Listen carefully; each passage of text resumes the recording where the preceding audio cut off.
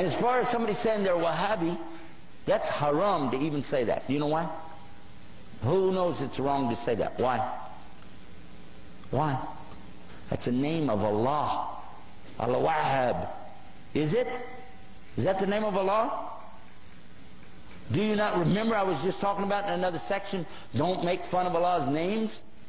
And you're calling somebody a Wahhabi? You can't say it about yourself, and you cannot say it about somebody else. Because it's Allah's name. Don't play with it. And by the way, the people who played with that were the enemies of somebody, but they didn't want to call him by his name, his followers by his name, so they called it by his father's name. His name, he lived 270 years ago, his name was Muhammad ibn Abdul Wahhab. But they don't call him Abdul Wahhabis, or bin Abdul Wahhabis, or Mohammedans, because they know you could catch them in what they're saying. But these were the enemies to this particular scholar and his teachings. What he was saying is that basically you shouldn't worship people in their graves, and you shouldn't worship the grave site, and you shouldn't build these big temples in there to go to. And his followers tore down those places in the graveyards, and they became so angry that instead of dealing with the fact, he brought the proof. But they didn't like it, so they insulted him, and they wrote books against him. Because it messed up their Sufi tariqas. Okay? So they did that, and they lied, and they keep on lying until today. But I've read his books. He's got the best book I ever read, translated to English, on Tawheed, and it's called Kitab al-Tawheed. How many of you heard about it? Did you find anything wrong in it? He quoted the book of Allah.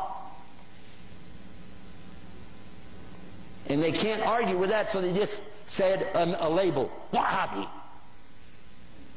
What really happened over 200 years ago, there was a student of knowledge who memorized the Quran when he was not even a teenager yet.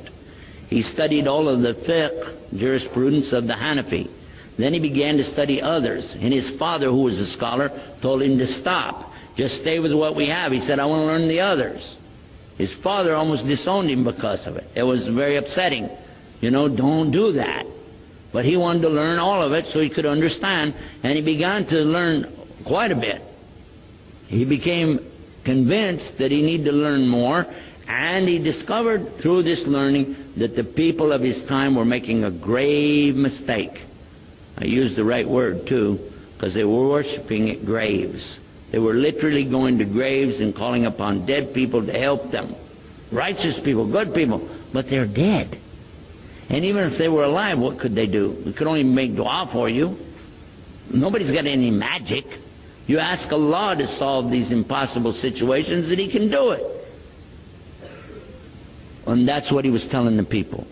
And some of those who were making money or getting good position in the community out of these grave worshiping deals took exception to his group because they came in and kicked over all of these monuments on these graves. And of course they had no evidence to support what they did, so instead of dealing with the rationale of, why don't you look at what you're doing is wrong, instead they labeled his followers as Wahhabi.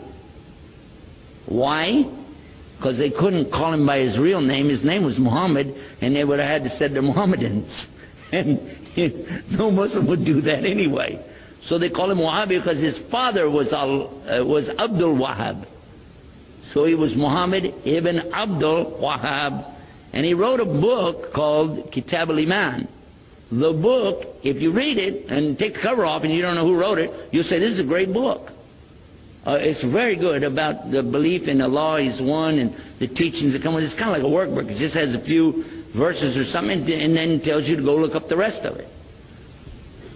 And it was given to some scholars who were attacking and saying, these Wahhabi people, so and so on. So what do you think about Kitab al-Iman? It says, it's a bad book, don't read it. It's okay. So they gave him the book without the cover on it.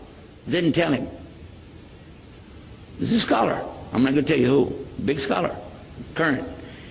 He read it and he loved it. He said, this is the aqidah of a real Muslim, the belief system of a real Muslim. And when they said, well, here's the cover for the book, and he went, huh? And he said, astaghfirullah, I made a mistake. Big mistake. All of us need to understand that whenever somebody doesn't want to admit their mistake, it's a lot easier to point and say, he's a Wahhabi. Second question, why the beard? That's funny. Why do you have eyebrows?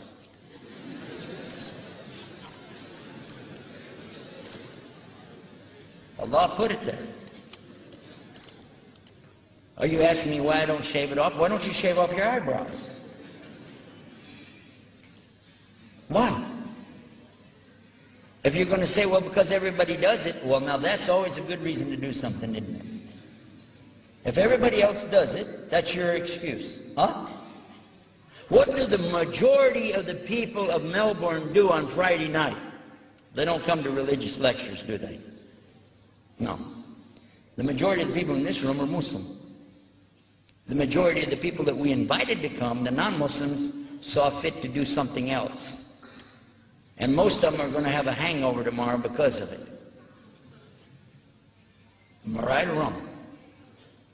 So the most of the people in the world today, in the free world that I know about, get drunk, waste their money, and act like fools on Friday and Saturday night.